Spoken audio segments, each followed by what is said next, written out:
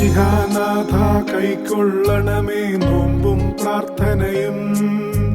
നീതിമാന്മാർ തൻ ശുദ്ധരുടെയും കൈക്കൊണ്ടതുപോൽ നിന്നിടത്തും വലത്തും ഇരിപ്പാൻ സവതി മക്കൾ.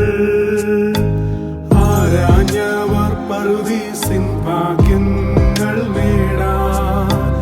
ജഡത്തെ അതിൻ രാഗമോഹങ്ങളോടെ ക്രൂശിൽ അറപ്പാനായി കൃപയേകുക നിന്നുടെ ക്രൂശാ.